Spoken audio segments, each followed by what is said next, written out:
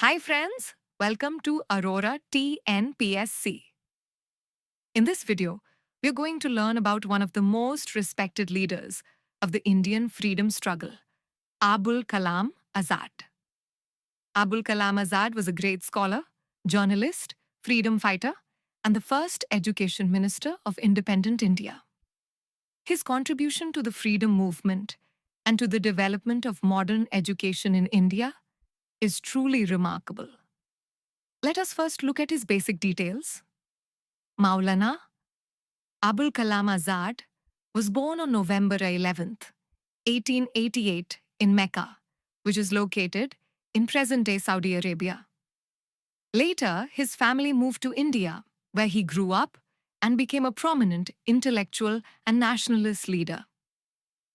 Azad joined the Indian freedom movement after being inspired by great leaders such as Bal Gangadhar, Tilak, and Mahatma Gandhi.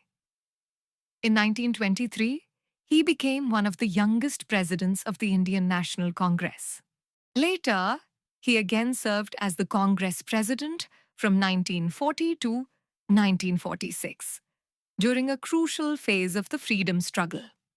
Abul Kalam Azad strongly opposed the partition of India. He firmly believed in unity and continuously advocated harmony between Hindus and Muslims. After India gained independence in 1947, Azad became the first education minister of India and served in that position until his death in 1958. During his tenure, he laid the foundation for India's modern education system. One of his major initiatives was the establishment of the University Grants Commission, which regulates and promotes higher education in India. He also promoted scientific and technical education and supported the development of major institutions such as Indian Institute of Technology, Kharagpur. In addition, he played an important role in establishing national cultural academies like Sahitya Academy, Lalit Kala Academy, and Sangeet Natak Academy. Apart from politics and education, Azad was also a powerful journalist. In 1912, he started a newspaper called Al Hilal, which spread nationalist ideas and inspired Indians to fight against British rule. Later, he's also published another journal called Al Balagh.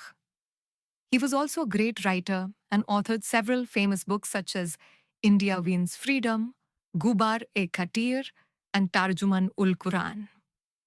For his outstanding contribution to the nation, he was awarded the Bharat Ratna in 1992 after his death. Maulana Abul Kalam Azad passed away on February the 22nd, 1958, but his legacy continues to inspire generations. To honor his contribution to education, his birthday, November 11th, is celebrated in India as National Education Day. Let us quickly revise some important points for competitive exams.